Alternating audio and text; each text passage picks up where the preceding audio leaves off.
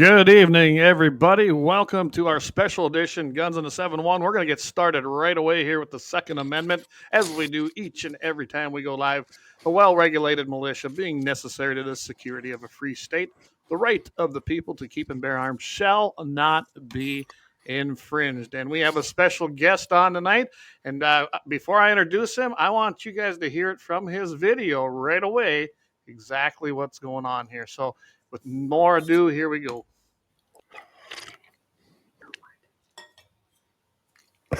Hello, North Dakota. I'm Alex Balazs from Can-Do, North Dakota, running for U.S. Congress because I'm frustrated with the mess in Washington. First, let me give you a quick background on myself. My family and I live on my grandfather's farm that he homesteaded in the 19th century. I served in the Air Force, Navy, Army, and in the U.S. State Department, where I defended America's interests around the globe. I've worked with U.S. ambassadors and foreign allies to rout out extremists and eradicate drug cartels. And while I've done this work overseas, I'm extremely frustrated about bad actors, extremist groups, and drug cartels invading our country on the southern border. Enough is enough. My name is Alex Balazs, and I'm not done serving our country. It's time for me to roll up my sleeves once again and protect our constitutional republic by advancing our conservative principles in Congress and stop the crisis at the border now. I invite you to join our mission by signing up on alexfornorthdakota.com and get involved. Let's go. All right. So why don't you give our introduction, Jamie? I'll let you take it from here. Well, you got the nice video going on there, Alex. And first thing I'd like to say is I appreciate you recognizing we are a constitutional republic. I mean, we got a lot of people that call this a democracy. America's not a democracy, so I appreciate that right off the bat from you. So, and thanks again for coming on. I watched Alex do the debate there on AM 1100 with Scott Hannon, and he had Julie Fedorchak on there, and Rick Becker, and then I heard you again on 550 here with Todd and Mike Bell. Called Alex up. He was more than happy to come on with us, which I appreciate that, Alex. Very personable, very easy to talk to. You're a very personable guy.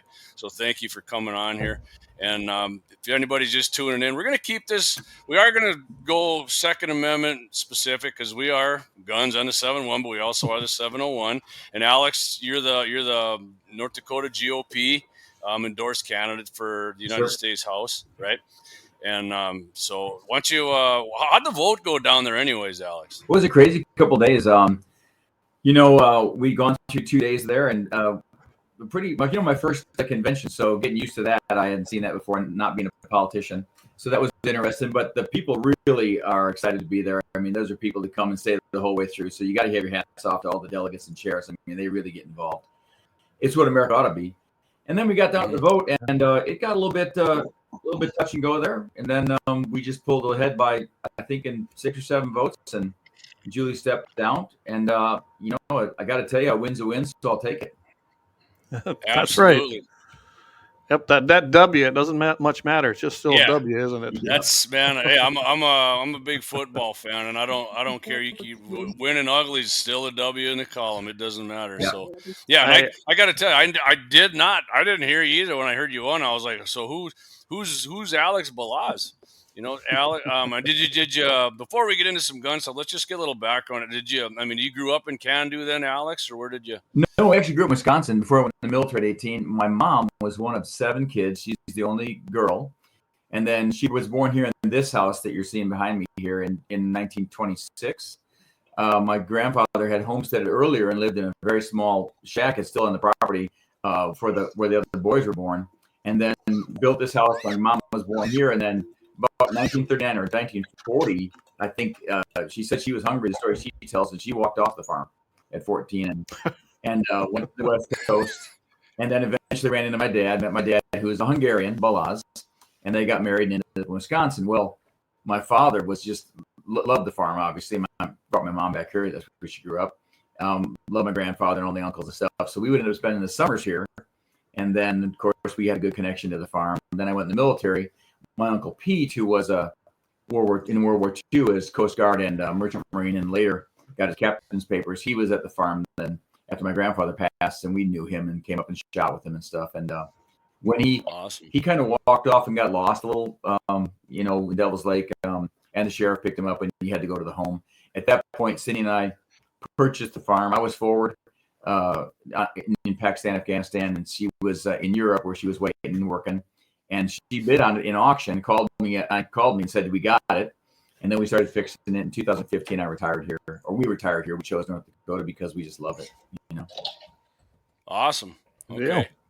You got me now, Clay. Clay said he couldn't hear me. I do. We got you now. Hey, Leon's listening from over on the Rumble. He says he loves the 2A701 swag, brother. Right here. Yep, right here. Got him going. All right. So yeah, that's awesome, man. So you like living back out on the farm now there? I mean, you're retired now, right, Alex? Other than you just want to everything's not politics are looking not good, so you decided to get into it here. Absolutely. We're retired down here. We're very blessed. We love it down here. I will say that the last 2 winters I did feel those. They were pretty hard, yeah. You moved back when a big one came there the first winter there, man. Yeah, that was record actually. Last winter was the never-ending winter. Exactly. Yeah. We looked at each other a couple times and said, "Really?" But yeah, we love it down here. It's great, and the kids come in the summer, and it's just a great place to be. All of the people up here are great. And we like being out a little bit far away from people, and it's nice. Hunting, we get a lot of chances to hunt up here, and it's just it's kind of a good quiet way to live. Sometimes I do a little bit of work when I need to, but right now we were sitting up here at the farm, and in February, not knowing the political process, we just jumped in, and I said, "That's it, enough's enough. I need to run for this."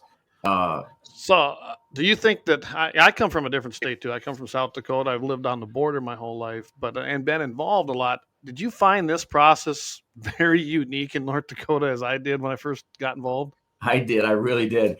I called up, and there's a joke going. I called up to the party there in Bismarck and said, "Hey, listen, I'm going to run for this congressional seat. What do I need to do?" I think there was about a 30-second pause, and they said the same thing a lot of people said. "Who are you?" And you're late, and you're supposed to start. And I said, "Well, there's nothing says you got to start on that day." So we filed our papers and went around, got signatures, and clearly I wanted to go to the convention and wanted to get the endorsement. So we were on both tracks because I just didn't know if I would get there. I mean, that was a lot of money and a lot of cost, and I was brand new to it, Yeah. Yeah, the endorsement thing's quite a different thing in North Dakota versus a lot of states. Where I come from, it's you go to the primary. We had the state convention, but it didn't endorse the candidate necessarily. The primary was who chose it. Right. But there's registration down there, which we could go down that path, but we're gonna stay on the federal level, being that's what you are running for. So. Yeah. So hey, if anybody's listening, hey, Alex, right there, people don't think you can get into politics and do anything or get anywhere. You got in there and you just went and talked to people, did the footwork, got in there, and here you are as the North Dakota GO here. Yeah, got a comment right here. Great guest, loving this show. Listen up, people. Yeah, absolutely. It was very interesting. We took our first drive out, I think, to Watford City to one of the gun shows, and it just reinforced what I knew. I mean, people were fantastic. We talked to them. They said, "What are you doing? We're running for this," and that's what they wanted to hear. They didn't care about the process or all the other stuff. They just wanted to know what your thoughts were and if you were going to represent them. Yeah. Well, hey, Leon's over on Rumble, and he says, "Hey, he pulled up in his dirty truck. He had my vote from there." So there you go. It was awesome. He also says it off once. I want to say for the record. He also said, "Just say no to the Barbie Bros." Amen to that, Leon. I know exactly what you're talking about. So, all right. Well, I'm going to start off. Yeah, hit it, Clayton. Let's get into some. And I ask this of every candidate, Alex. So I mean, like I said, I'm not going to do any gotcha stuff here. I don't believe in doing that, and I want real answers. So, and I ask every single candidate this: what is the intent of the Second Amendment? Well, I feel the intent of the Second Amendment is not about hunting or what we use our weapons for. I think the intent of the Second Amendment is to keep this nation free. It's an inviolate right that we have. And sure, I hunt all the time. I mean, that's obvious because I want to eat. But that was designed to keep this nation free and so that people could own them and not be infringed. Whatever they want to have. I don't Absolutely. I've heard these conversations about, oh, you don't need this gun, you don't need that gun. Look, you use whatever you want to use. You want to hunt deer with an AR? I don't care what that is. I mean, I personally wouldn't because I'm probably not that good of a long range shot with an AR. But yeah, I just don't think we should have anybody stepping on those rights ever. And I will. I'll stand up for those. I'll stand in front of you on those rights all day long. Amen to that. And that's, you know, I can tell you, I used to work for the National Rifle Association. I retired in 2016, so Okay. as a senior field rep, and I would always ask people that, not just politicians, but anybody. To do it at my banquets when I was speaking. You can't believe how many people don't understand what the real, true intent is of the Second Amendment, and they put it in there because they just came off of a Revolutionary War, Yeah. and they wanted to make darn Yeah, they sure. fought all the deer, Clay. Yeah, they fought all the deer. Yeah. Whitetails lost. With their fully automatic, whatever. Yeah. Anyway, but I really love that answer because I'm telling you, very few guys actually say that, and I appreciate that because that is the Yeah. intent. Yes, sir. So Alex, if you're elected, not only I know obviously you're going to defend the Second Amendment, but what I'm looking for is somebody who not only would defend it but actually promote our Second Amendment rights. Are you down with that too? Yes, absolutely. I think we need to be out front with this because if we're not, then they start nibbling around the edges and they try to put through little things. So you've got to be constantly pushing forward on it, constantly defending it, constantly advancing it so that there's a lot of stuff coming out. I mean, you can just go into all the different things on weapons, but there's no reason for that to be limited. We are not the criminals here owning guns. We're just citizens who decide to own a tool. I consider guns tools. They do a certain use for us. I teach the kids, my grandkids, and my daughter, and my wife feels the same way. It's no different than a skill saw in the barn. And I'll tell you, if you took a pistol and a skill saw and put them on your thigh and pulled the trigger on both of them, the skill saw is going to do a lot more damage than a pistol. Yeah. And guess what? Using skill saws is fun, right? Just like shooting a gun is fun. It's using a powered. I'd definitely rather use a power drill than I would a hand screwdriver. I can guarantee you that. So I got to throw this comment. See, I can't put up the Rumble comments. I haven't figured out how to do it, but I can sure read them. So Leon says ARs are for tyranny, AKs are for the zombie deer apocalypse. So. There you go. Okay, that's right. There you go. Yeah.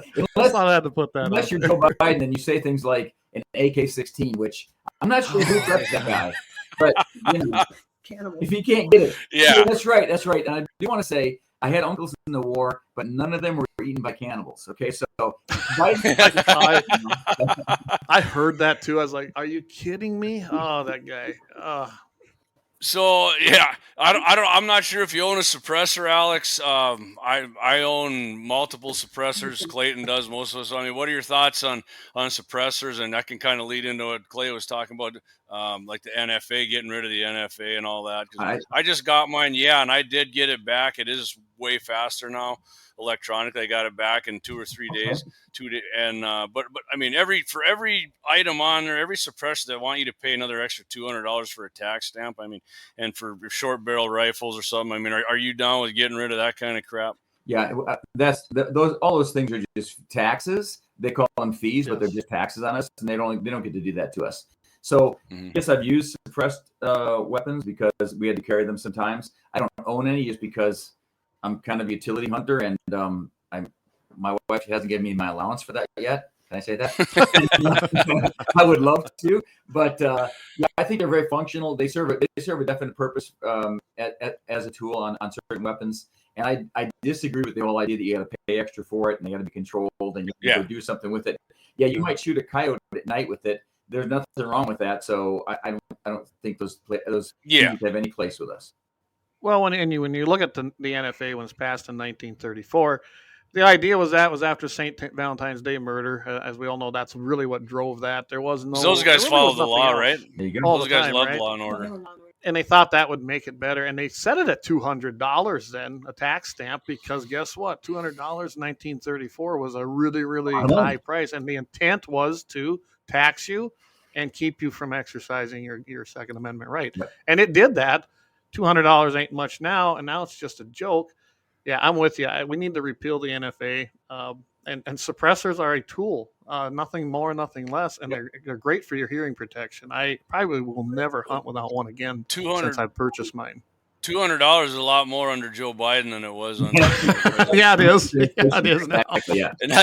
And as far as hunting suppressed, shooting suppressed. I mean, my girls, they don't even want to shoot guns without a suppressor on them anymore, or my friends are around them, and they have people have been around them, and you haven't shot. They're obviously not silent, but it is so much. It's hearing friendly. I have a permanent ring in my ear from one of my buddies knocking off his 300 Win Mag with a ported barrel years ago. Mhm. And I mean, they take up a bunch of recoil. You can shoot something that has more recoil, and it's just, I mean, again, we talk about before the show here looking good. Suppressors look cool on guns. I like that look. They do. And I will admit I have a little bit of hearing loss and some from being too close to weapons going off that we're not suppressed. And now at the farm, all the kids have their own special pelters to wear, and they all wear doubles. And so, we were very careful about it. But you're right. It is a joy to shoot around suppressed weapons. Oh, it is. It's awesome. It is awesome. So I did have a question come in. I didn't think it was a bad question. That this is when I put it out there that everybody that you were going to be on.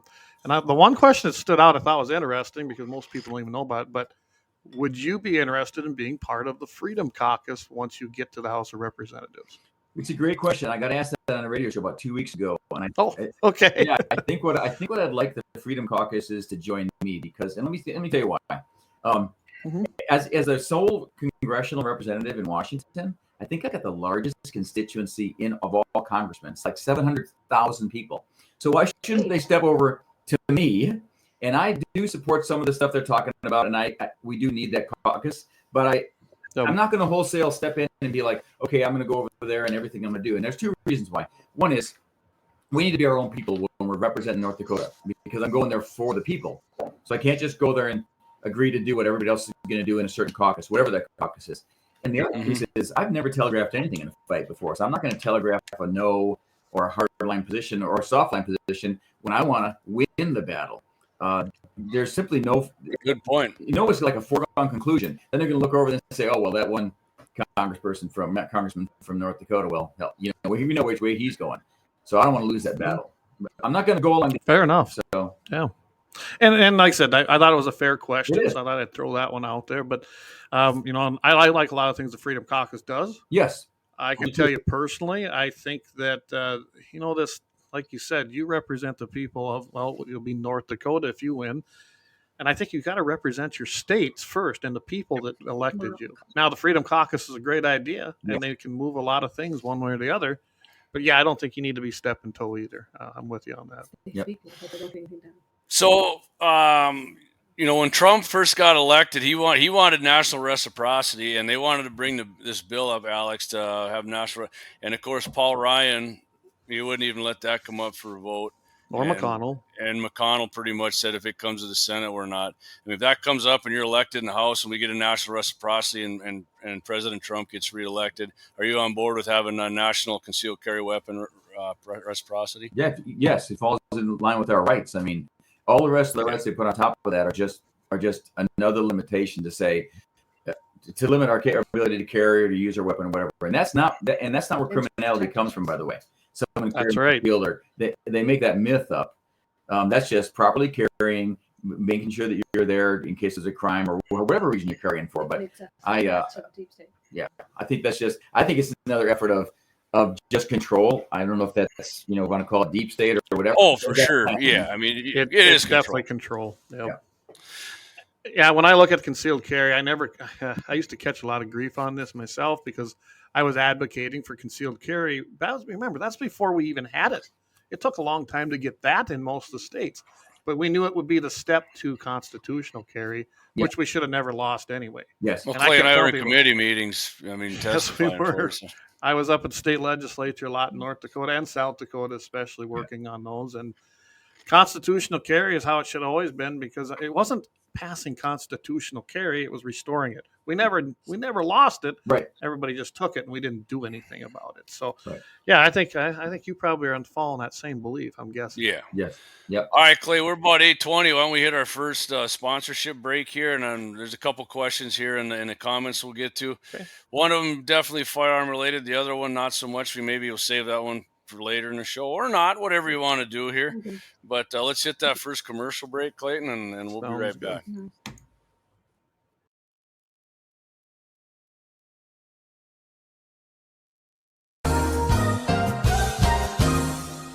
Lauer Auto Repair, located at 309 South Washington Street in Bismarck, North Dakota. Give them a call at 701-258-6308. The team of mechanics at Lauer Auto can take care of any problem your vehicle is having. And when you do business with Lauer, you can be assured you're doing business with a pro Second Amendment America First repair shop. There are plenty of other auto repair shops in the Bismarck-Mandan area. But why take a chance at patronizing a shop that might not have your beliefs at heart? Make no mistake. Lauer Auto is your pro Second Amendment repair shop. When you talk to the guys at Lauer Auto, don't forget to tell them that you heard they are a sponsor of Guns and the 701 and that you appreciate their support of our pro Second Amendment, pro North Dakota live stream and podcast. That's Lauer Auto Repair, 701-258-6308. 701-258-6308. Located 309 South Washington Street in Bismarck, North Dakota. Discover the world of firearms at Bismarck's Double H Gun Shop. With a wide range of products from handguns to rifles, we cater to all your shooting needs. We are your local gun experts. Not only do we sell firearms, reloading supplies, targets, and whatever your heart desires, but we also have a ton of knowledge and answers. We shoot, we hunt, we compete, we reload. It's been the Howard's way since 1976, and we ain't fixing to change anything. Visit our website at hhgunshop.com to browse our inventory. Double H Gun Shop, Bismarck's best new and used firearm reloading supply, gunsmithing, and sporting goods store. Double H Guns. Double H Guns. 1021 South Washington Street, Bismarck, North Dakota. Call 701-223-4888. It's every American's right to bear arms. At Mandan Sporting Goods, we're here to help you support your Second Amendment rights, which reads, a well-regulated militia being necessary to the security of a free state, the right of the people to keep and bear arms shall not be infringed. Whether you're looking for a pistol for personal defense or collector gun, we have the staff to help you. We also have the area's largest inventory of ammo and reloading supplies. Mandan Sporting Goods, the area's local gun and ammo specialists.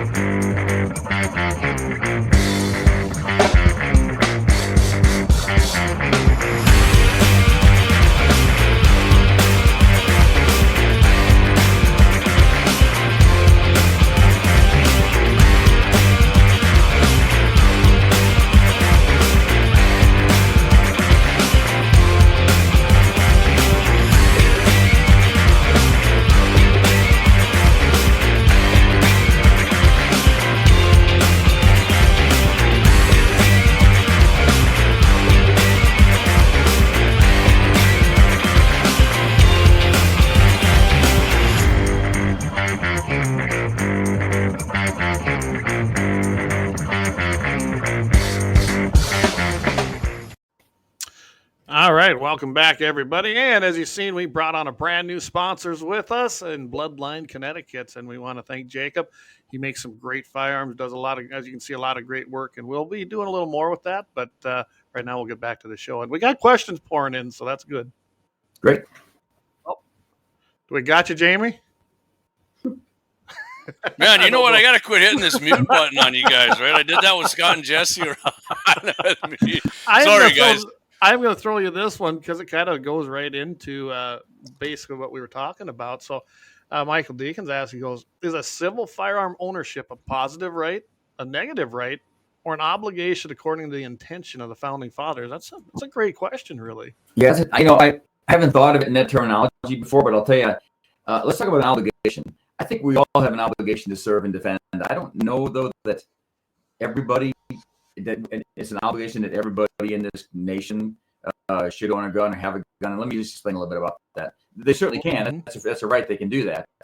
But I saw when Right. we went different places and went overseas that not everybody was cut out to be in battle or to engage like that. I know that sounds. I'm not disparaging folks. No, it's just truthful. You're absolutely right. That's just being truthful. So maybe I'd like to see everybody, own guns, and I'd like them to be able to defend themselves and have whatever that defensive weapon was for them, or shotgun if they weren't going to hunt, or whatever that deal was going to be. Mm-hmm. But boy, I don't know if everybody's ready for that educationally, and I don't know if they live in a place where they can secure it. So yeah, that's a tough one. I do think it's an obligation to pick up a weapon and defend this country if you're faced with people coming across that border or whatever's happening. Is it a positive right? I mean, I see it as a positive thing that we should be all owning guns. I mean, I look at people who don't have weapons and I don't really understand why they don't. And then I have some friends who look at me and say, so why do you have a gun behind the door? I said, well, I mean, first of all, it's for that rabid raccoon that I'm still waiting for to pop his head up in the barn. And he's doing it day now. So, and hopefully there's a skunk in the other shed, and I hope I get him before the dog meets him. So, yeah, so I just think that it's a normal thing. It's surprising when I don't see that. It's also a good deterrent. The idea that you might knock on a door, come to a house, and they might just have a gun. I mean, I think that makes us better. I think these no-gun zones, and I'm not going to get in each separate one, but every time they do these, it's just a free fire zone for the bad guys. Well, and we call them a gun-free zone is nothing but a soft target. It truly Yes. is. I think all of our schools, anywhere. In fact, we'll get. You know why I wasn't at the state convention like I usually am as a delegate? I was not going to comply with what they were making us do to get into the facility. I'm not going to be part of a soft target area, and that's what that was. We didn't have that in Bismarck. We were able to carry in there, and we weren't in Fargo, which didn't surprise me. But Right. I am not going to comply to stuff like that. I'm kind of done with that. If you're infringing on my rights, I'm done with it, and I'm taking that hard line. And I don't believe in soft targets. And you hit it right on the head. If you don't have a gun, you just made yourself a target. Yeah, you brought up a good point. I went over and talked to a lot of people. Brought that up, that it was a soft target over the convention. I was hoping that good actors were going to be the only people we saw, but I did go over and talk to the sheriffs and the police when I first got there, just to make sure that they, I knew where they were and they knew who I was. So I just wanted to make sure that since they were sheriffs. Good idea. Good idea. So and I looked at it. Oh, sorry, Jamie, but I follow up on that. And when I started raising heck about it when I first heard about where we were going to be. I'm part of District 31 over here, and I'm in Sioux County, which is I'm way over here, over west on the South Dakota border side, or on the border itself. But I basically brought up the fact what they were talking about, and right away I got hit with North Dakota's Century Code that it's a public gathering. Well, I can tell you right now, public gatherings and paid conventions are different. Yes. It does not qualify. I've been told that by many lawyers. I went through this when we were running the NRA events because I basically had, and I ain't going to say where it was, but you can about imagine which city it was. And they were going to come in and basically try to arrest some of us because we were carrying at a gathering. And of course, I know the law, and I had NRA's backing on this. I explained to them it was not a public gathering. You had to pay a ticket to get into this particular event. In public was invited to it, but it was not a public gathering. And we were able to basically stand our ground on that, and they went away. And that's what I was trying to get forth to these guys, but they wouldn't fight it. It really torqued me off when part of our own party platform is the Second Amendment and the right of the people to keep and bear arms and not be infringed on. And I thought that was just a horrible, horrible oversight and a horrible, I don't know. Yeah, I guess it's oversight that they didn't check this out before. Yeah. Yeah. It kind of feels one of those other situations where they kind of reach too far to begin with and start imposing rather than just work through the laws that exists. Yes, absolutely. So I'm guessing I know the answer to this one, but I gotta ask you anyways. Since my wife's a teacher and I know all kinds of teachers, what are your thoughts on not forcing teachers to be armed, but letting whatever teacher or staff wants to be armed and trained to carry a firearm in our public schools? Because we've had no gun zones in the schools since what, Clay, 93, 94, and that's like proven obviously by Ben Clinton, all the dead people. That that's a miserable failure. Yes. And I think that should actually, Alex, the federal government, if they want to fund something, it's to train teachers to defend our, my daughters are in school. If somebody comes in there, I want some scumbag who's in there to hurt people, teachers, staff, my students, or my daughters and their friends. I want that person put down ASAP. I mean, so what's your belief on that? Yeah, I agree with that, and let me tell you why I agree with that. Number one is if people want to be able to defend and take care of themselves, and they get trained, they should be able to carry that weapon. There's all this myth surrounding that teachers don't want to do that, and they're all this garbage they talk on. There may be some that don't, but if you think about the fact that if even a few carried, and there's a lot of the last gun show I was at, there was more ladies carrying guns out the door than there were men. So biggest growing segment of firearms right now today. Yeah, it has been for the last 15 years. So I think where this becomes mythical, or they start making up stories about it, is the training issue. You can train people to do this, and obviously people trained all the time in law enforcement, and the cost isn't that great. So that's an argument I don't agree with. The other piece is right. You would probably get the idea then that every school isn't a soft target because they don't know who's carrying a weapon. And you have to remember that that's when the enemy gets a vote on how they attack something, they're thinking about that. But if they're thinking it's just a free fire zone for them, then they can do what they want. And there's one other piece. I remember a time when we actually had armed officers at our schools watching our kids, right? And it was a police officer or whatever. And then that got watered down and we couldn't have that. But there's a lot of these situations where had we had an armed officer and not I forgot what they used to call them now. They had resource officers now. Yeah, they're SROs now. Yeah. Rather than that, I didn't see anything wrong with that, having that fella or that lady there, because then right off the bat, someone can respond. Oh, I agree. In North Dakota, we did get legislation finally passed that will allow an individual school to make that decision. Very few are doing it, unfortunately, because their school boards are full of leftists that don't believe in it. Yeah. And again, soft targets is what you've created. And if you ever look at some of the mass shooters, which I hate that term too, but all these shootings that have been happening, some of them even say, and they've written it down that, well, I checked out the mall first, or I checked this place out, but they had armed guards there, so we went to the school. I mean, proves our point. And I mean, you don't even have to, like I said, everybody doesn't have to be armed. I don't want to force somebody to do it. No. And, like a couple schools here have SROs. But and Clay and I have talked about this. I mean, if you only got those, let's say you got one or two in the school and it happens on the other end and everybody's in the hallway, that officer would have to battle through all these people. Right. I want not just the teachers, whoever wants to do it, the principal, but the janitor. Because, I mean, there's old Larry the janitor, and guess what? Next thing you know, you're going to try and kill a bunch of people in the school, and he's just as handy with the mop as he is his 9mm. So that's what I'm talking about. I like that kind of, you know. Yeah, and I think the more we do that, the more people understand that. I mean, they're well trained. It becomes inculcated in our culture, and then people understand that, and it's less of a crazy idea that there's guns. It's just the fact that it's a tool, and we're going to take care of our kids. And if we're not going to take care of our kids, then what are our priorities? That's right. Yeah.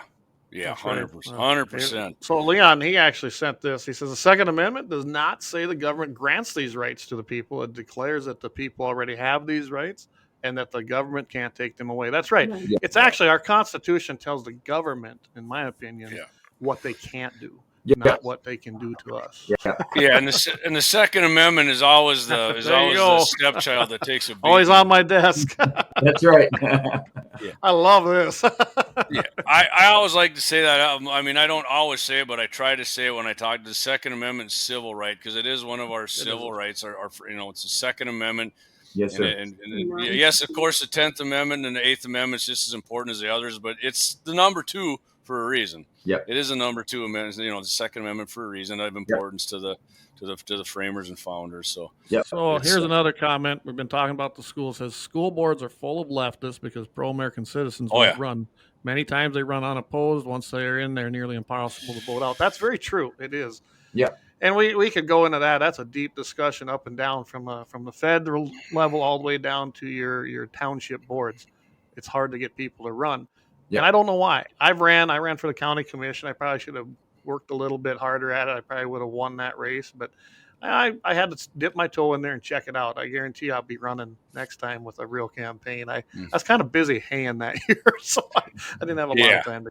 All right, we got one. We got a comment here. Yes. That says, "No, what's this? The ATF one? Or did you pump that one up there? No, you Has the must have hit ATF that. become a sentient self-governing agency with now true oversight or checks and balances? With no true oversight or I think checks that's and what he meant. balances? Yeah. They're messed up.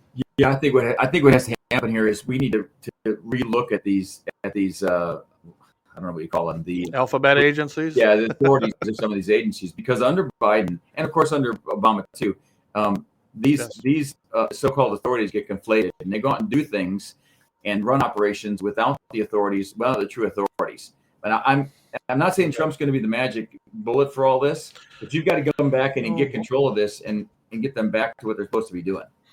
Well, I guess I'm with you on it.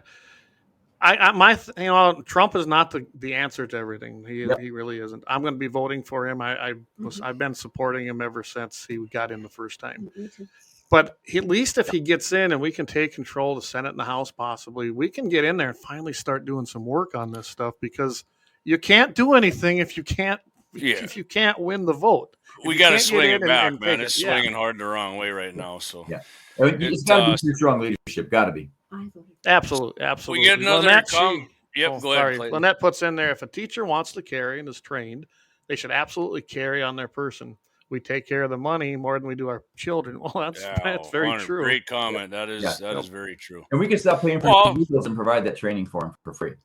If guns don't, I'll tell you about a great program that already does it. NRA has School Shield that nobody will use. I was still working for them when we developed that after the Sandy Hook thing.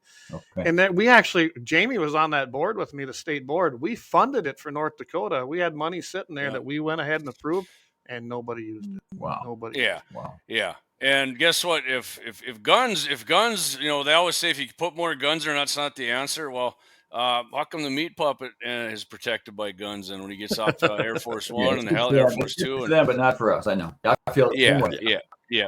So Brian Wanner's got a question up here for you. This was on my list to ask you. What are your views on red flag laws, and especially the combat veterans that are possibly unwilling to seek help due to the possible loss of Second Amendment rights now or in the future? Yeah, because they want huge issue. Biden regime wants to take guns away from guys who have combat fatigue. I know that's not the word everybody uses, but understandably, you get your ass shot at and shelled, and you see a lot of stuff. I don't think that's a reason to take people's guns away myself at all. And I'm 100% against red flag laws, Alex. But what's your point on that? Yeah, I'm against that also. First of all, it's just simply wrong. We can't be taking guns from veterans who've worked and fought and gone to combat just because we think that they might be unstable or think they might have a problem. If for the most part, every single one I've ever run into is just dealing with a problem, and more likely, it's a tragedy, but more likely to harm themselves than they are going to harm somebody else. And that's the suicide rate. Is still out there for us to deal with. The other piece about red flag laws is that it makes us too susceptible to a simple call or I got a problem with this guy, or I think he's going to cause a problem, and then they're seizing weapons, and that could be anything, and that could be targeted. And I'll go further than that. If that worked, then we would have had a couple of shootings that would have been stopped, because if you look down at Fort Hood, people called about the person that shot about Fort Hood 3 or 4 times, and they just ignored it. Yep. And it wasn't the locals that ignored it. So I can give you other examples of that. I think the idea, like someone's coming up with a good idea, and I'm not going to say the good idea fairy, but they come up with something, a good idea. And I'm not saying we shouldn't have the discussion, like, how do we deal with mental health and not have somebody who has a mental health problem go and purchase something to go kill somebody at the same time, then label somebody who goes through maybe a messy divorce and goes and gets some mental health care, and all of a sudden they can't buy a gun. So there's a big problem there, and people don't want to get that deep into it, but there is that problem. It's a huge issue, and I do believe, in fact, I know people have not went to the VA services to get what they needed, for their problem because of it, and some of them have tried to do harm to themselves. They never tried to harm anybody else. Right. And the reason is because they didn't want to be labeled that way and lose their Second Amendment rights, which they shouldn't. And then you talk about the divorce thing. Well, we're actually going to have a guest on Wednesday night. He's military, moved in from New York. He wanted to get out of that crazy state, so he was up in the Grand Forks area with the Air Force. And unfortunately, he got here, and then him and his wife divorced. Well, basically, it's a de facto red flag law when they slap a protection order on you, pretty much right away when you file for divorce. Yeah. That's 2 years ago. He's been fighting to get his gun rights back. It expires finally here in May. Wow. And And we're gonna have Ben Koppelman on, a few others, but we're gonna talk about that exact issue. To me, red flag laws, protection orders, whatever they might be, when they affect your Second Amendment rights, they really violate the Fourth Amendment. You've done nothing wrong. That's right. But That's yet right. they're gonna treat you as you did unless you prove your innocence, and that's the biggest problem with the red flag law. And we're seeing it. The states that have them, people now are getting pissed off at their neighbor. They call the cops and report that they're harming us, and boom, now the guy's got to go to court and spend thousands of dollars. Well, like I always said, people. I mean, leftists think you're just nuts because you like guns. They think you got a mental problem just because you like guns. You know what I mean? Yeah. It's so yeah, they could just use that to. Well, I mean, and I would imagine that you would have been a no vote on the bipartisan Safer Communities Act that they pushed through. You said it wrong, Clay. Do it again. You said it wrong. Yeah, that's right. The Bipartisan Unsafe Communities Act. I would be, and I read through that. So horrible read, but yeah, trying to push out is just it's just one more way to sneak around it. They're going to keep trying and trying and trying. No matter what happens, they're going to put a different law tomorrow, and we just have to stop it. We have to stick to the Constitution and stick by shall not be infringed. And it was disappointing to see that we had Republicans in the House that voted for that, and for whatever reason, I mean, there was things in there. They funded this gun safety, whatever the office is that they created in White House, and now they're going to funnel money down Second to Amendment states. prohibitionist office. Yeah, that's what they should call it. Yeah. And through that there was money that was authorized then to do exactly what we were talking about. De facto red flag laws without the law. They're circumventing the legislatures in these states, and they're going to do it that way. And that's And like you said, Alex, they're never going to stop, and that's exactly one of the reasons Clay and I were founded Guns in the 701 is because we just wanted to keep. They're not going to stop, so we're not going to. And there was really nothing like this in North Dakota, and that's one of the reasons Clay and I started it. So, well, we need people like you out there doing it and doing it more, because we are in a battle for this, and I don't think a lot of people know, because we just look last year we just go hunt and we use our guns, and we just don't know that they sit there every single day trying to take something away because they don't understand. Yeah, they do. They absolutely do. So we're coming up about what? About 1:45. Should we do another quick break? Yeah, you gonna do the quick one or the long one? Hit that long one there. Hit that long one? Yeah. All right. Guys, we'll be right back after we pay some bills. Great.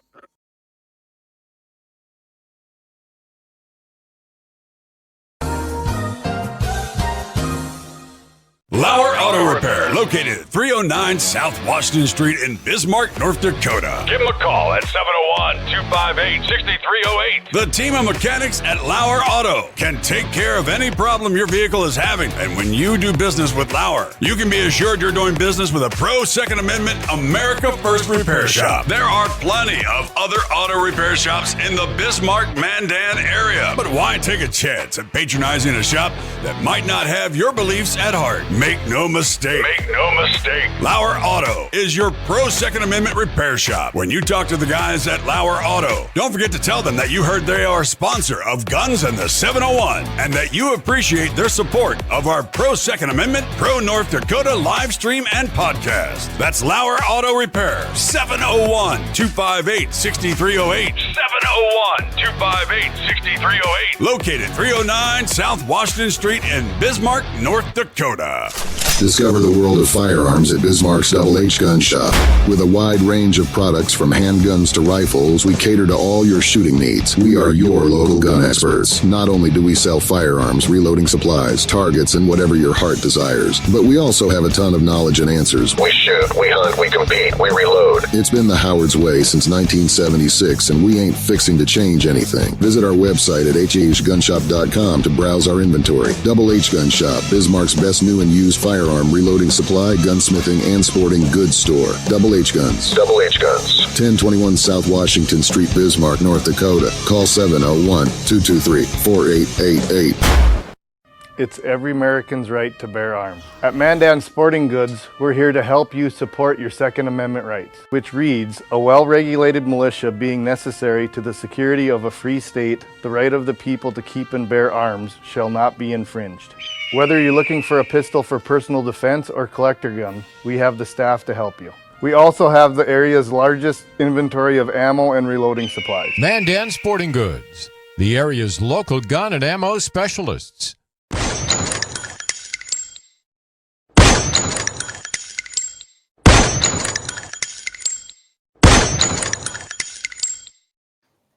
All right, and we are back. Hopefully, everybody took a little break. So we do have a lot of chats coming in. I'm going to tell everybody right now, we're probably not going to get to all of your questions coming in, and some of them I'm probably not going to ask. So just so everybody knows that, but there are a lot of great, legitimate ones coming in. Yep. I will put this one up because I thought it was an Oh, I missed it now here. It had to do with FISA. Do you remember? Do you see that one there? I saw it before that. This idea of renewing it. I think I've been talking a lot with folks on this. Okay. The overreach that was caused by during the Obama and Biden using FISA, which may have started as an idea to protect America and then got abused, is an idea that if they can do illegal searches or without a warrant or warrantless searches, then how safe are we with our guns in our houses and the rest of that? So, yeah, we're not.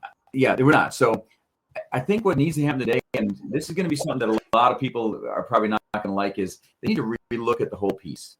What's the mission intent of that? Is it to keep terrorists from calling somebody and somebody making an attack or whatever? Calling, but communicating.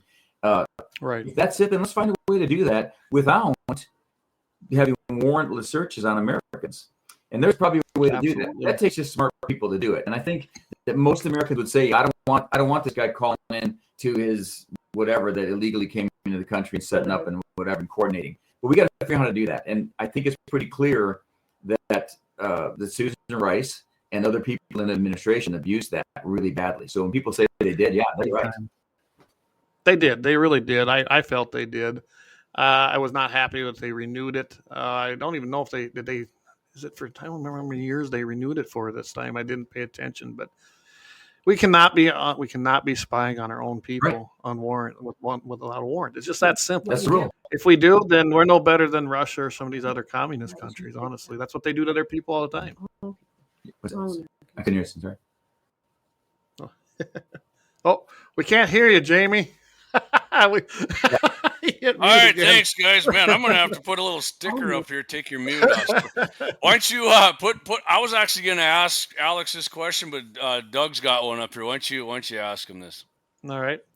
So Doug comes in and says, Alex, what sets you aside from Rick Becker? Fair enough question, I guess. Yeah. Go ahead. So, we've talked about this. I think Rick and I have briefly talked about this and probably during the debate, you heard me talk about it a little bit more. I think that it's just the breadth of experience. I think that state level experience. And when I first spoke in District 15, the very first day I stepped into this race, I said state level experience is a lot different from federal level experience or military experience. It's just the way it is. You see different things, you know different things.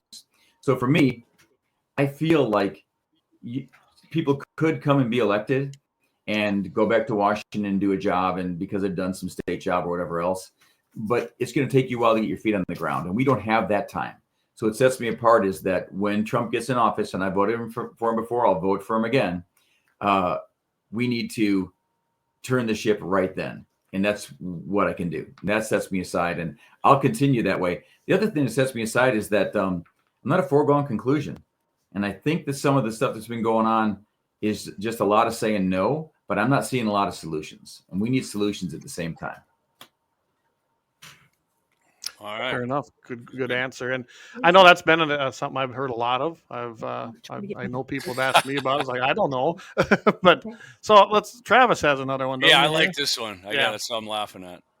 He says, I'm curious how Alex is going to campaign and find the time to fill a once-in-a-lifetime North Dakota elk tag. I'm so glad you asked that question. So my first 8 resolution that I put in will be to not hold session during elk season. And then, and I'm not going to budge on that one. So, that's a wise move. I'm kind of jealous. I've been applying for a long time and have never got mine yet. So Cindy had to revive me when she opened the envelope, and she said, "Because I've been putting in this forever." So what I'm going to do is, it's a long season, right? So I'm gonna try to go on a radio show and ask if anybody knows anybody who will let me hunt out there. Oh, hey, we're on a radio show now, so if anybody's listening, I'm going to go out there and see if I can find somebody out west there in E3 or 3E and shoot a cow. And then, it's going to be tough. I'll tell you this, though. It's hard because I want to come back and hunt, too. So we better be able to get back on the weekends and I got deer tags. I got a deer tag already I want to fill. So. Well, Alex, And, you're in luck. We might know a because- guy that we could yeah. hook you up with. Actually, don't we, I Jamie? know a guy. Clay knows the guy, and I've talked to him, and he said he's going to watch this, and he goes, "I'm going to watch this, and I'm going to see if I want him to come out here and hunt." But if you do, so far, I think he's probably going to be more than welcome to have you out to his place in Western North Dakota. But and he'd be more than happy to help. He's got a radio show. I think, in fact, he would love to have you on KFYR 550. Well, Clay and I are talking about Scott Bachmeyer, Dakota Prairie Outdoors. Scott's friends with Scotty. I think he'd be a great guest on his show. Oh, honestly. awesome guest. Awesome, man. So Kelsey Glazer, he says, Becker's a rich kid. Alex has dirty nails and calluses. So I guess he thinks that's what determines it. There you go. I'll buy that. I'll go with that one. And I will say there's nothing wrong with being rich. Yeah. No. Nothing wrong with that. No. Sometimes I wish I was. I'll tell you, the other thing is, I should have said this to you, you know, I'm just not trying to get my foot in the door, and I'm not going for the next promotion. So if I get up there, I'm going to do the job. I'm blessed. I don't need to stay. I don't need to get rich. I got my retirement, and I'm good there, you know. Mm-hmm. So here's another one from Doug. He says, if Trump is not elected, will you put America border security first before Ukraine border security? Yes. Yeah, absolutely. Yeah. I knew that was coming. Yeah. And here's the thing. That's not hard to do. Just somebody else asked me this, like, how are we going to do that and how long is it going to take? Day one, on minute one, you just order the border closed. Law enforcement will do it. CBP will do it. ICE will do it. They just need leadership. Those boys don't want it. Men and women, don't want people coming across this border. They'll do it for you. And then the next morning, wake up, and we'll deal with the rest of the stuff because America can do both. But we'll close that border first thing. Closing it's an important thing. We can deal with everything else that's happened since. The border can be closed. It's not a tough thing. Trump had it down to a trickle, especially compared to what's going down. But my methods, people don't like when I tell them how I close it. But I believe it's an invasion. I believe it is an invasion. Under the articles of the Constitution, if I was the president, I would put my military down there and defend ourselves from the invasion. So, and Alex, I really don't care. Yeah. Why do you suppose these people, Republicans, don't say, I'll tell you what, unless you close the border, we're not giving you one damn cent for Ukraine. It's that simple. I thought we had that half a year ago or something when they said, hey, close the border. I mean, and then we'll talk. And I don't know why they backed off from it. I can't figure out. Right.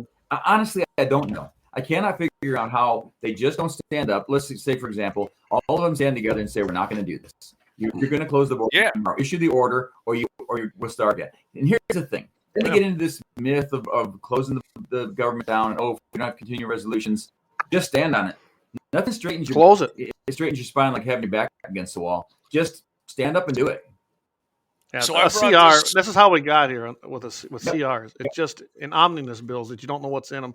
I'm telling you right now, stand your ground. We got money coming in to cover things every day. The taxes that roll in, and I've seen different numbers, but it's enough to cover what we need to cover. But they always go after where it hurts. Mm-hmm. They want to attack the veterans services. They want to attack your Social Security pay. They don't have to do none of that.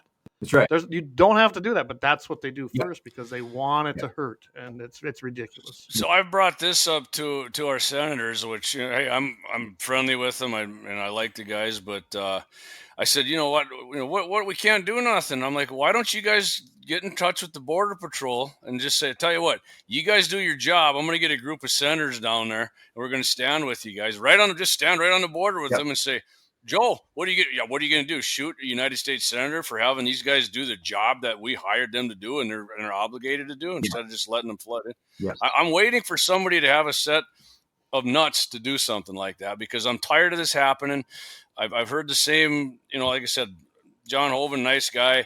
Ever since he's ran for Senate, after he was governor, we got to do something about the border. The border's worse now than it ever was, and he still says the same thing. I want somebody to do something different and stand up. And I get it, the Border Patrol guys, hey, I want them to just rally together and say, screw you, Joe, we're doing what we're supposed to protect America. I get it if they're not doing it. I mean, I'm not saying I would do it if I was there. I'm not in that situation. I want them to do that. But they need the backing of the leaders of our country to do their job and to stand up to people like anti-American president we have, is in my opinion. That's it. I mean, they just need a leader to say it.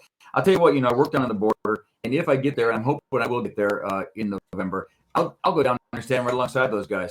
Because I know those guys are great. I've trained with them before. They're fantastic people. They work super hard. None of them want to see this. And I heard this myth come out on some show the other day. It wasn't conservative. and it was about how the Border Patrol Union or whatever supported this bill that kept the border open and allowed all this stuff. And that's not the same as the Border Patrol guys. That's just seniors. So if you get to the working guys, they'll close it for you.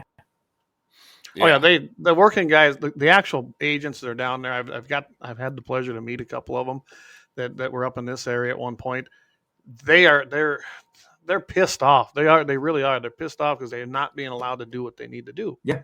And that's what's happening. Them guys want to close it. They know what's going on, and they know it's a bad thing. It's just the solution is to close the border. Or if you do something like the guys on the horseback just spinning their reins around, and then turned out, Biden said he was whipping the illegals with it, and it wasn't true, and he still never went and apologized to him. The head of the Border Patrol unit even said, "Hey, man, it's not true that they didn't whip anybody."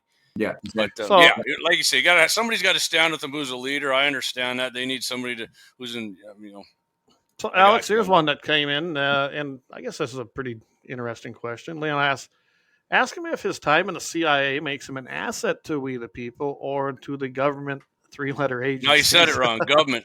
I know. Those are great. Those are great questions. I really appreciate that, guys.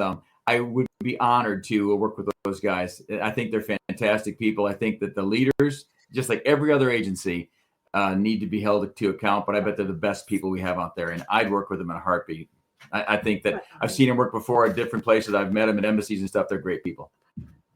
Yep. Well, yeah, I mean, and there's like, Al, some people just hate the entire CIA. And I mean, there's, like you said, there's good people. I don't care what line of work you're in. There's good people and there's people that are worthless. Yeah. And like you said, a bunch of good people in the city to work with, what leads me into one. I got to ask this before I forget, because the guys, I actually seen the memes going around, and this is the first time I ever saw you, and I was like, what's this crap about? I know what you're going to ask. Claiming that you're an FBI plant to run in North Dakota. And yeah, somebody else, I was at a convention and somebody said to me, are you a federal plant? And I said, well, for the Democrats?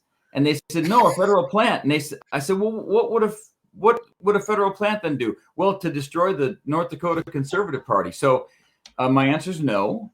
And I'm running for this office. Just, you can drive onto the farm and meet me. You can talk to my neighbors. I've been here, just like I said. And I do respect the FBI workers, not the leadership. Let's be clear about that. Agents and workers are a lot different than administrators. But yeah, that's a great question. Again, I guess what I feel is there's some folks out there that really got burnt by the federal government, and I get it. And they should be really, I'll just say it, they should be pissed, because this stuff is going on too long and it's wrong.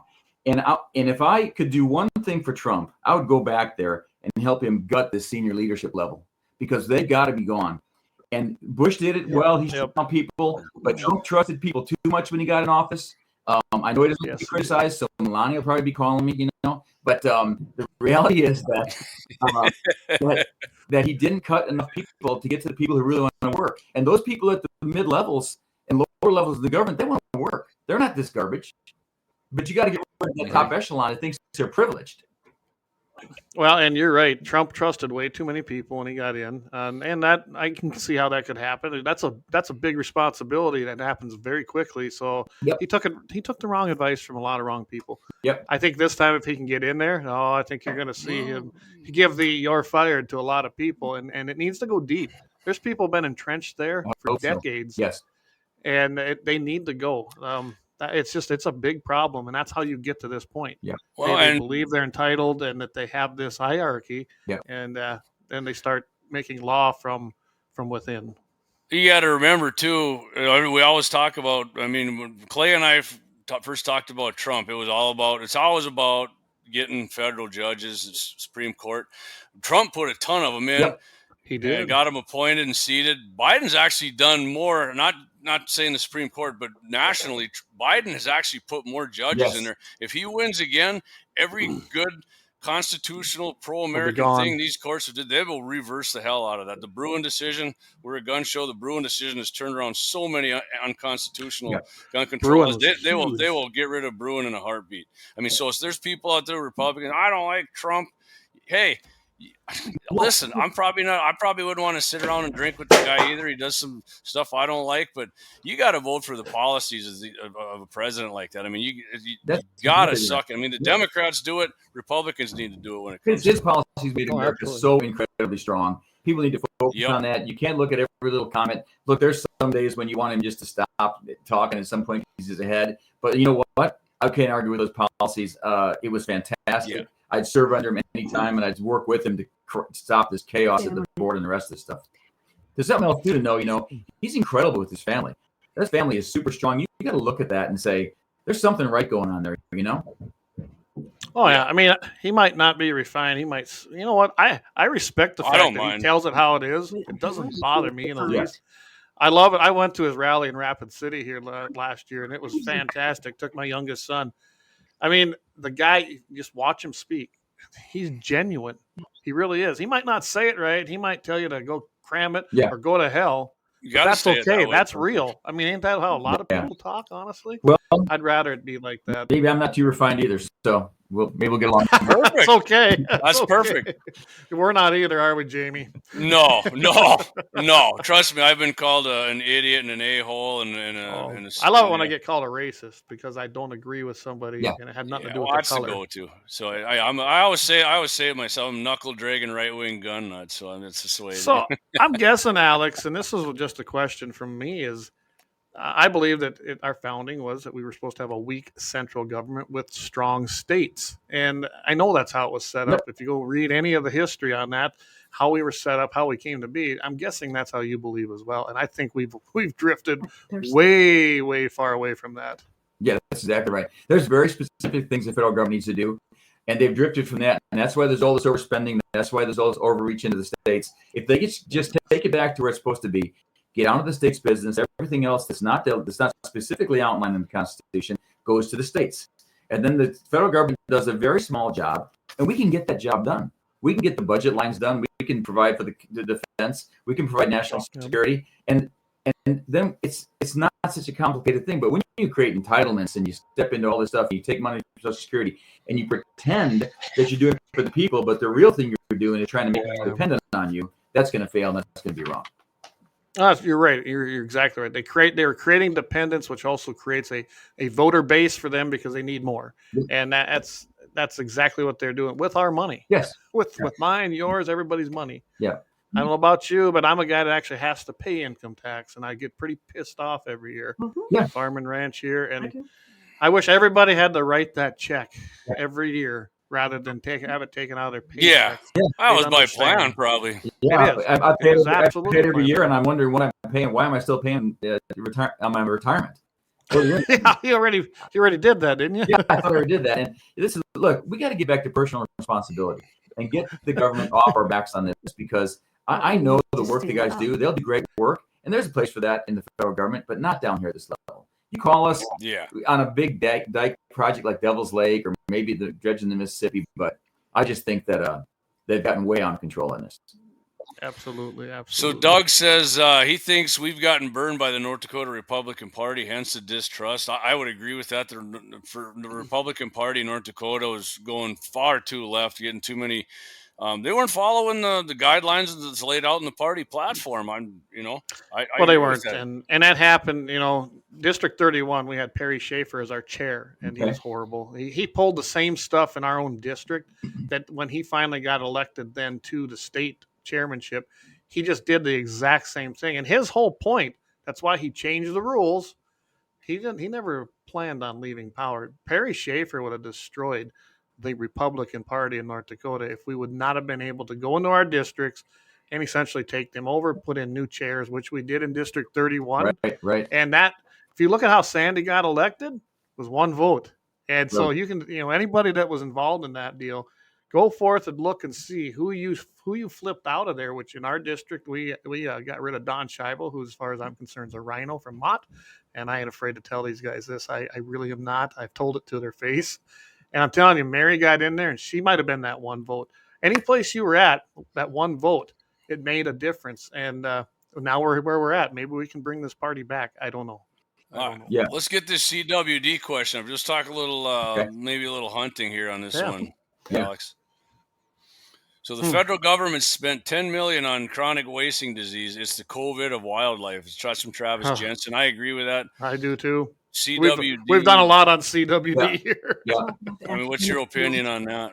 So we hunt, we always run into this issue where they say there's CWD or this, and you got to do mandatory testing, or some fish and game guys need to cut the glands on your animal, or you got to take the heads. In Montana, I was at one time, I had to drag the heads 65 miles just to drop them off in a dumpster. I don't know if they tested them, but here's the thing, that I don't see that money affecting anything. So I don't see it getting better. I don't see it stopping. I don't see it with all the studies, and I also don't see anybody getting sick from it. I'll be honest. We have had our animals tested. You have to do it if you're one of those things, or you may not get your license next time, which I'm not sure I agree with that. But the thing is, I'm eating that meat still. And if you talk about CWC, I'm not eating the spinal column and stuff. So yeah, the brain where the prions are and all that. And there's I mean, in deer, they always say, well, they transfer it when they're eating. And I mean, you ever see deer together, they're touching noses and they're eating out the hay bales. They're both in there munching on it. Yeah. I just licking urine. Yeah, they're going to get it. Yeah. I mean, their reasoning for it doesn't pass the smell test. No, as far as I'm concerned. So, and it's a lot. And let's remember, every time they find one, it's not something they found dead most of the time. It's something that somebody turned in. So it didn't die of CWD. Right. It died because it was being hunted and a hunter poisoning killed it. Yeah, lead poisoning. Yeah. So, the number, it doesn't make sense. If you didn't turn that stuff in, they'd never know it. You wouldn't even know it existed, probably. Right. By the way, when I go to those meetings and I talk about them places on the line, like up here by Flasher, and say, hey, there's a corn pile over here, but, literally 100 feet over, they go over to the CWD. Yeah, the other side of the highway. Yeah. Like, what's the difference? Yeah. And they're dumbfounded. Well, we got to draw a line somewhere. I said, no, you don't have to do it at all, really. Yeah. Well, I'll tell you what's taking a lot more animals out is I hardly ever use the term fish and wild management together because there's very little management. And then I see when you can't get deer out. Look, before these big freeze last winter, we hardly anybody got rifle tags up here. And then we had deer dying. We had 6 in the yard dead, and we had another 20, 30 up in the fields dead. We didn't hardly anybody got tags. We could have hunted those deer, but we weren't an issue. So there's a flaw there. And I see it with cow elk, and in Montana, they're dying now because of bad policies. They need to kill off so many cow elk, or they're going to die. So that's why Travis game and fish mismanagement. Yeah, I always call them the North Dakota Game and Fish Mismanagement. They get pretty mad when I do it on the radio and when I do it on the show, but I care, of course. Travis brought up, the CWD and the federal government's money. That came from the what was that? The Outdoor Act or something that they passed. Yeah, I don't remember how many million or billion it was. Unfortunately, Kramer voted for it in the Senate, and I'm sure I didn't look to see if Hovind did too. voted in the House, but it was not a good act, honestly. It had too much pork in it. Maybe the premise was right, but I'm guessing that bills like that, you would probably be against. I know that the biggest problem they have with them kind of bills, they give them to you about 12 hours, maybe 24 hours out, and you're supposed to read these 2,000-3,000 page bills. Well, I don't know about you, but I can't do that. Well, I'm not that fast, but I'm a pretty quick reader. But I will tell you something that I think they need to do. If the state's supposed to take care of this, and the state has wildlife officers, and the state knows these things because they're on the ground with them, why aren't they just passing that? I mean, it's your money already. It's our money already. Right. Why aren't they just taking that money and telling the states or giving it to the states and say, hey, you've got an issue down there. You need to do this. I forgot what it was. Was it black lung or something? The antelope were getting in Wyoming, and they literally were dying. Just a lot of them, right? And they had to stop hunting them. But it was all Wyoming Fish and Game guys that were handling that. So why isn't Wyoming? Yeah, why isn't they just handling? Wyoming's good about kicking out federal money, and they're the ones that took the lead on that. And I can tell you right now, right here on my place, I got about 3,200 acres here. I can tell you on this place, EHD has taken out more deer on this place than CWD ever has. Oh, and I'm in a CWD unit here. Our ranch too, for sure. Okay, really? Not even close. Wow. I actually had one tested just because I had one behind my place here that was kind of thrashing around and foaming and wasn't dead. And so when it died, I actually called, and I didn't trust Game and Fish, so I went ahead and called the BIA over here at Standing Rock and got a hold of their game warden, and they had it tested. Guess what? Negative. It did not die of EH or of CWD. Yeah, okay, fair enough. Well, so overdosed on that good alfalfa you got. I think it was EHD. They didn't test for that. Right. They only tested for CW. That's another thing I found out in this testing. they only test for one thing. They don't test for everything a lot of times. So it's like, oh, that's kind of a skewed result then. Right. Yeah. If you got something that dies like that, Well, you're looking you for probably your should check result. it out. You're looking for your result, and you're not looking for anything else. They don't want to find EHD because then they might have to do something on that. Right. So, Alex, what? It's kind of a softball question, but I always like to ask people is, what's your favorite personal firearm? Okay, so for different things, we have different guns. You know, I mean, I like my Remington 870 for home defense and for just general shooting and anything that needs killed that's maybe too hard for me to hit while it's running. And it's good because you know, Cindy can use it and the kids can use it and whatever, and we have a couple of them so that we're very familiar with it. I like to keep the same platform so they're not handling different ones. If I'm just shooting maybe for fun or maybe a skunk near the barn or something, I really love a Winchester Model 72. So this is my pitch for anybody out there who's got a Winchester Model 72 in your closet and I'm driving around, flag me down because I love them. So if you know the weapon, it's a tubular magazine, and it's a wonderful weapon made about 1940. If you saw my video, I was carrying one.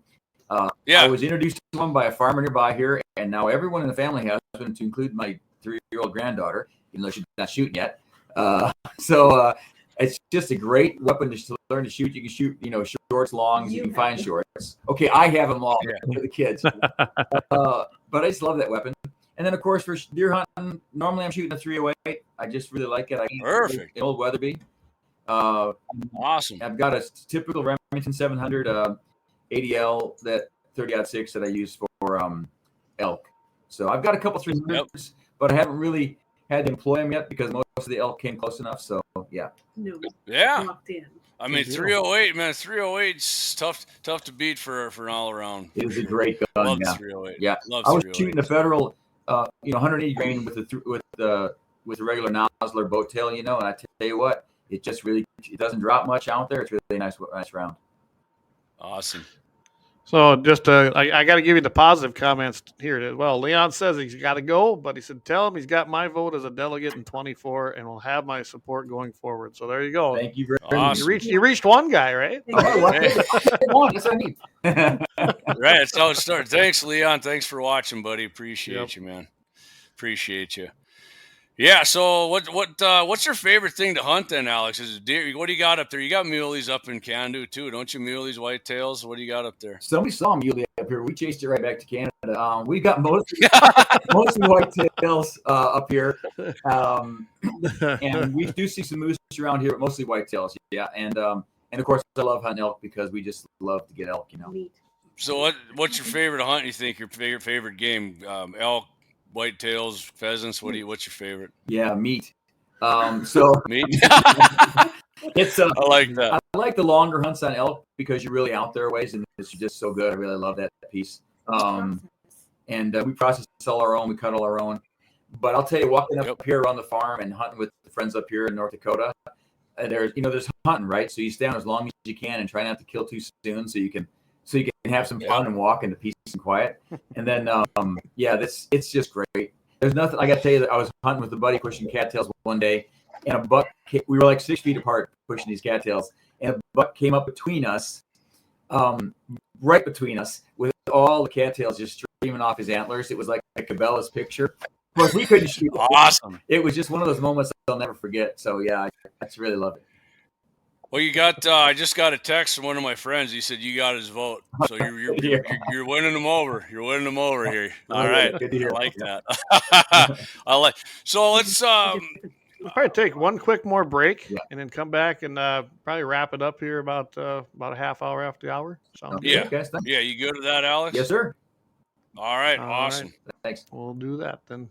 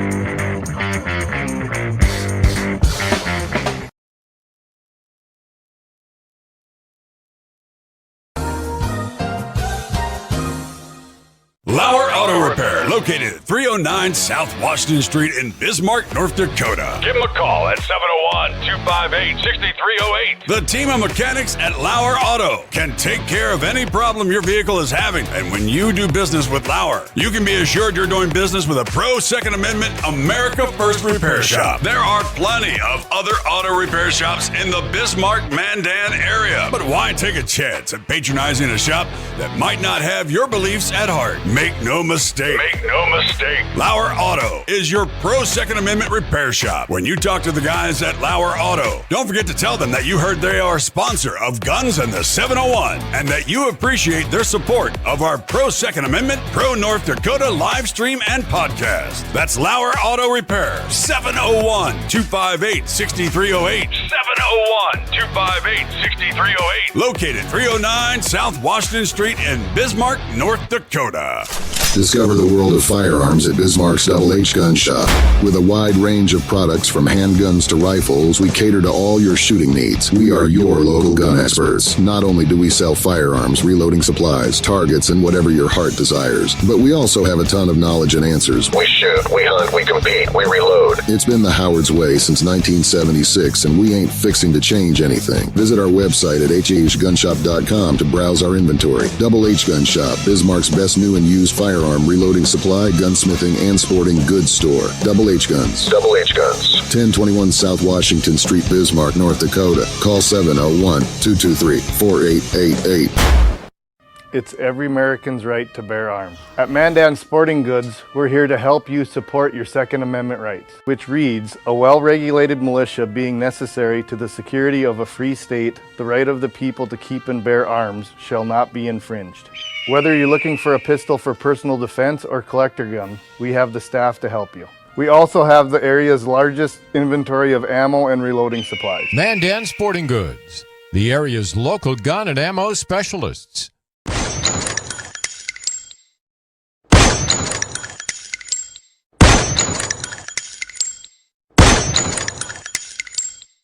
Faint when the truth is. And we are back. Coming. So Yes, a few Right. comments came in here. I gotta just put on here. Josh says that he's great to see Bloodline Kinetic has jumped on as a sponsor. He's a great guy to work with. Hey, Josh, when you see him, just tell him that you heard it right here on Guns and 701 and tell him we're proud to have him as part of the team. He also says, he goes, and I'll show you this one. He likes what he's hearing from you, Alex. He really likes right. it. So that's good to hear. Yeah, we got a couple of those on here, Clay. Keep pedaling up there. We got a few more there, like Alex, what he's talking there. Yeah, I'm not seeing them all, huh? Aren't you? All right, let me go back up here. We got Okay. we have Travis Jensen says, seems like a down-to-earth fella. We There need you go. more boots and blue jeans that can relate to us average folks. I agree with that, man. Alex, you're a super easy guy to talk to. I like what you're saying, and you seem definitely down with the normal people here in North Dakota. And Doug Wolf, he says, I do need some threads cut. Well, hey, Bloodline Kinetics is where you want to go. Jake's going to Take set care you of up, man. And a Mac 10, he said. And a Mac 10. You got to get one of them gold ones like you saw it. It was blue and then it was gold. Yeah. You agreed with Travis. Josh, he agreed with Travis what he said, so for sure. Yeah. All right, Clayton. And by the way, not only just Bloodline Kinetics, everybody you do business with any of our other sponsors, make sure you tell them you heard it on Guns in the 701 or you heard it on 701 Nation. You saw it on any of our videos, or you heard Clay and Mikey D talking about it with Mitchell in the morning every Friday. Absolutely. So, Brian, he chimes in. He says, really appreciate I love Alex it. spend a little time with a bunch of MVEs. Oh, yeah. There we go.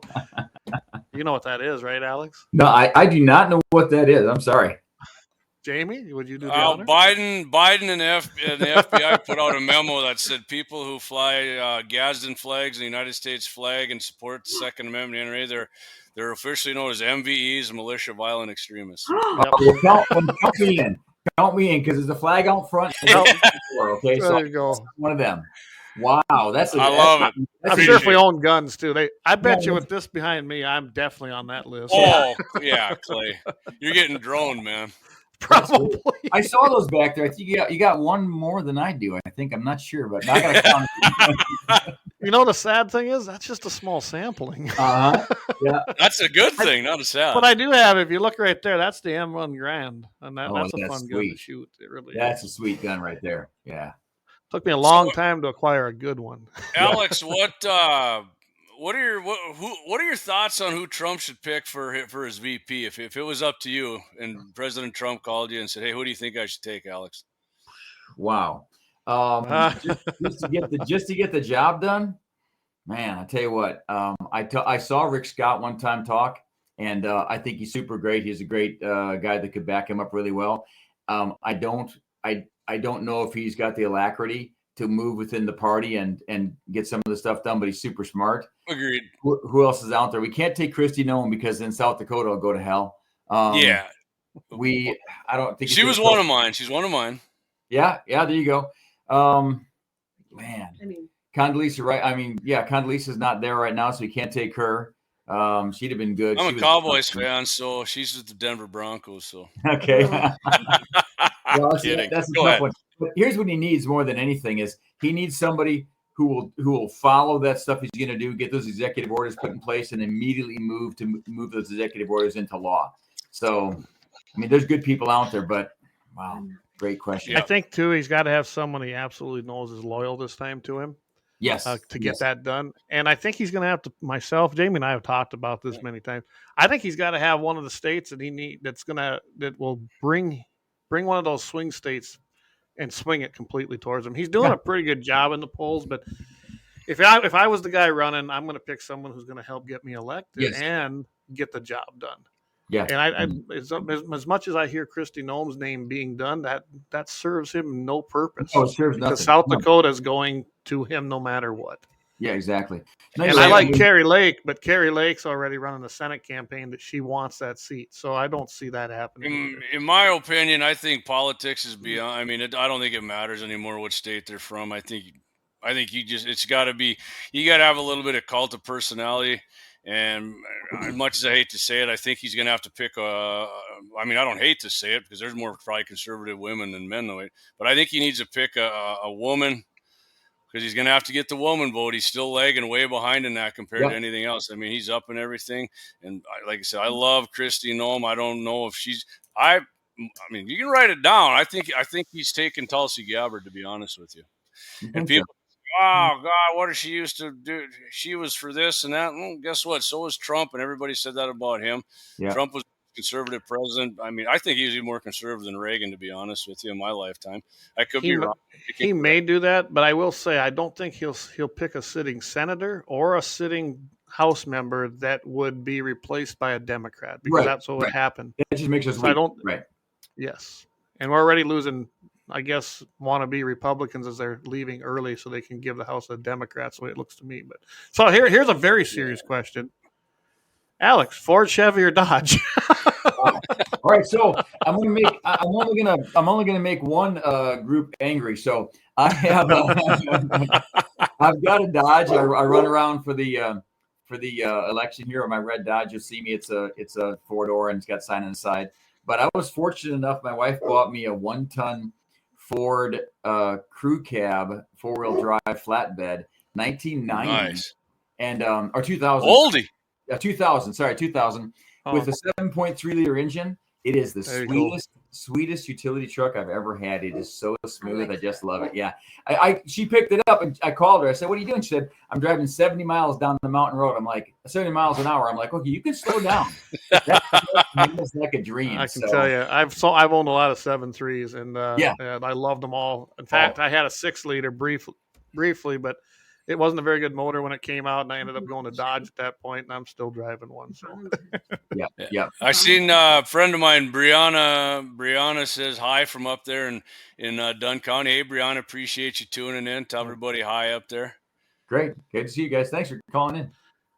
We got we've had a lot of chats going on and a lot of people hanging in there. We got a Ben Carson vote for his VP. I mean, I love Ben Carson, what he said. He ain't charismatic enough. I'm sorry. No. You gotta have some personality now to. And like Lynette says, Vivek. Vivek made a name for himself. There's no doubt about that. I like Vivek too. But I do believe he will put Vivek somewhere in his administration. I do Agreed. think he'll ask him.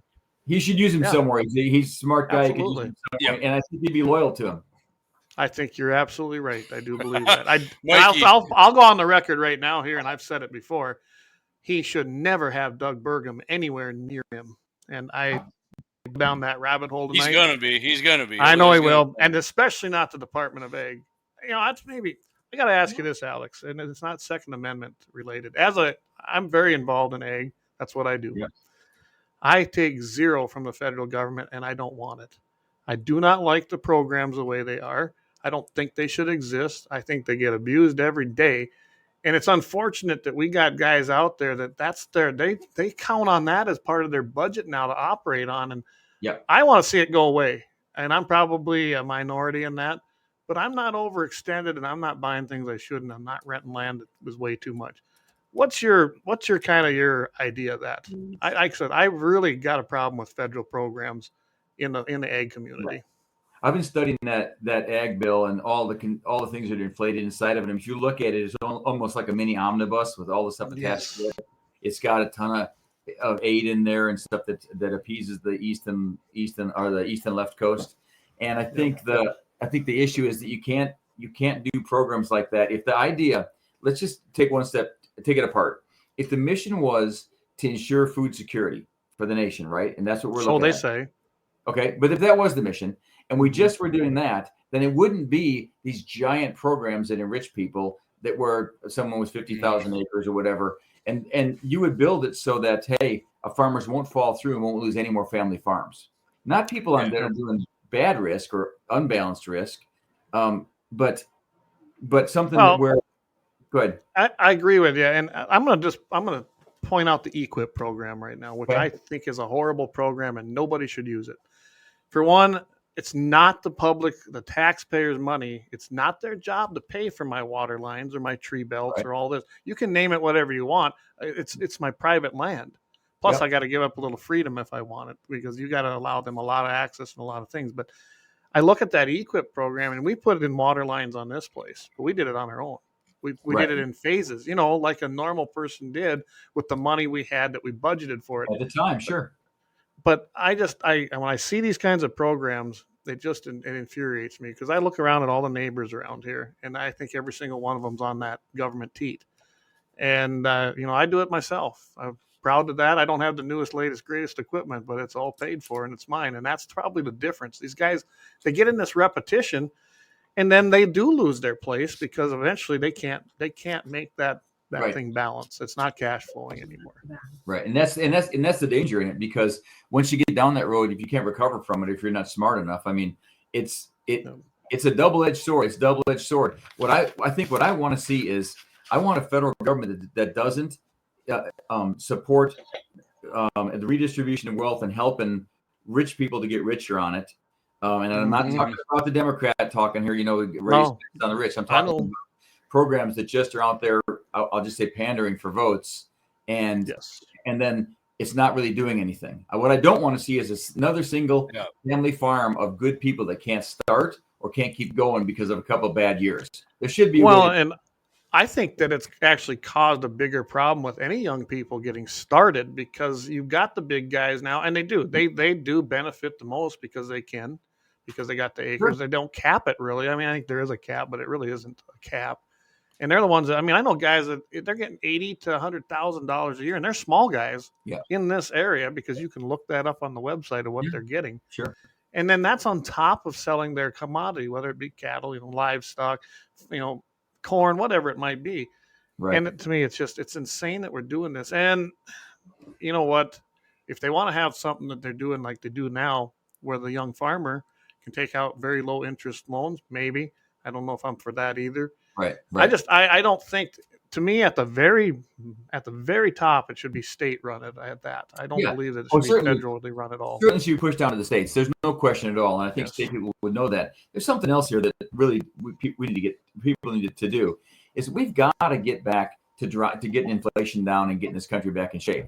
If we were energy dominant and we didn't have this crisis at the border, then people would be looking at 1% loans or whatever they'd be looking at. Correct. It would be a much different situation. We wouldn't be being taken advantage by China. Our commodities would have the right price. Farmers would get the right price.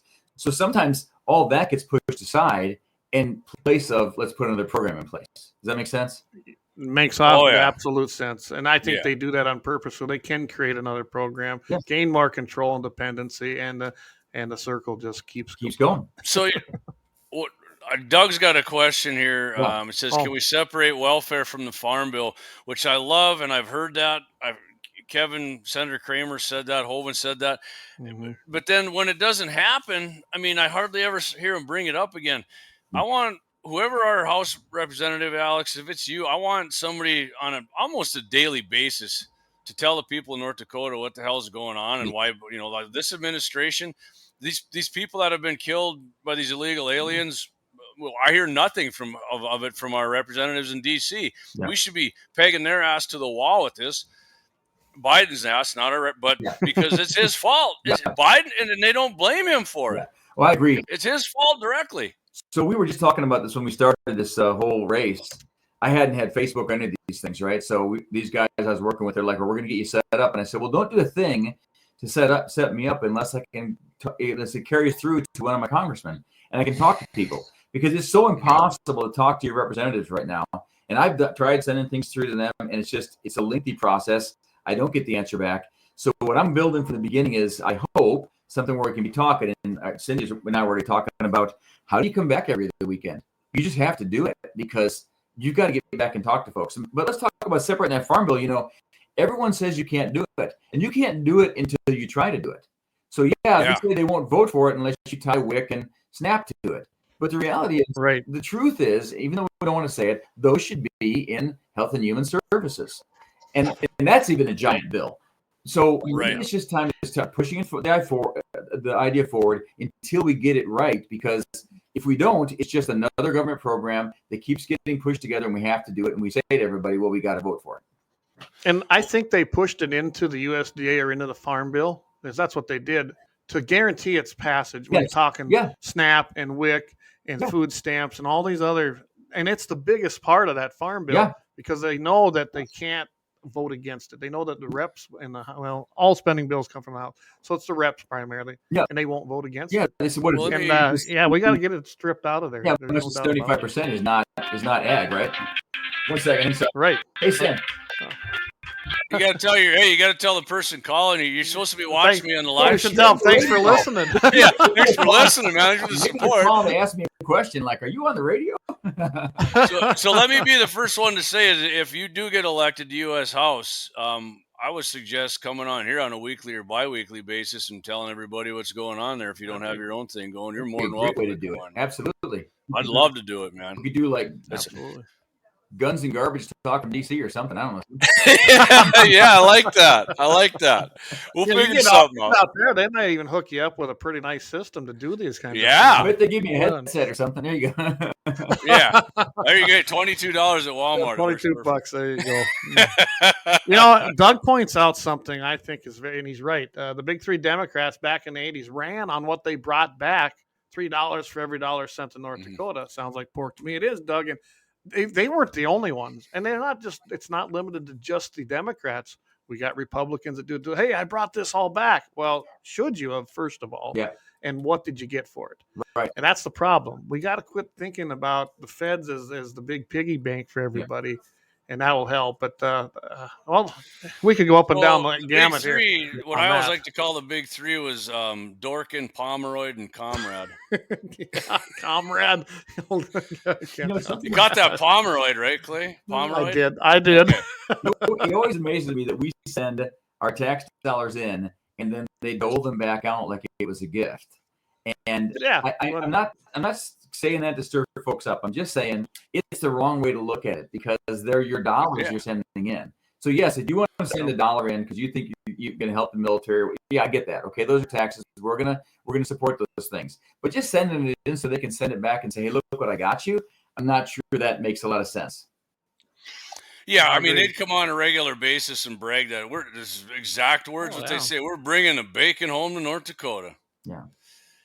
And I mean, money needs to be allocated to states through the feds because I mean they take our tax dollars, but I mean they get the pork spending and we had Doug sit right here and we had a Democrat governor. Yeah, for sure. Yeah, it was the Lord giveth and sinner taketh away. All right, this is off a Second Amendment. You know what? But if you got a little time, I'll ask you this question. Yep. Do you believe the federal government should own the United. I'll kind of rephrase it. Yeah. They start talking about Forest Service land and all that kind of stuff. Should they own those amounts of land, or should they be sold off, or should they be transferred to the states? That's the question. So if anything was done, I don't think it should be sold off because big interests will jump all over that, and all that land will get developed and cut. And I'm on board with you. Whatever. So pushing it back to the states and letting the states manage it, there'd be nothing wrong with that. There'd be nothing wrong at all with that. So when the federal government assumed those lands early on, I don't know if there were states in all those places to run those lands. So that may be one of the things, right, as it transitioned. But now, well, yeah. But now, I think you're right. There's probably 30% or more. I mean, I heard this 30-30 thing. I think there's more than 30% owned by the federal government. So it would cut down administration too, because it goes to states, right? Yeah, and the 30 by 30 thing, that's just not, they want a third, they want actually a 50 by 50 more percent than by 2050. Mm-hmm. And it's not counting what they already own. They want that in addition. I got involved with that with the Farm Bureau because I'm a chairman of our county down here. We'd actually, me and another guy, we're the guys that put that together to take Trent Loose around and have him speak on that. Yeah. So 30 by 30 is a horrible idea. And they want 30% more than what they already have. And that, I look at it this way. There's 2 government allotments that go with my place here, and I can't do anything about it. I would love to just buy it. I'll buy it. Put it back on the tax rolls, which property tax, that's a whole other issue. But I don't think they should own it. And that'll come from back after the 30s and into the 40s. And they took the watersheds, and that's how they acquired that, because a lot of people were going broke.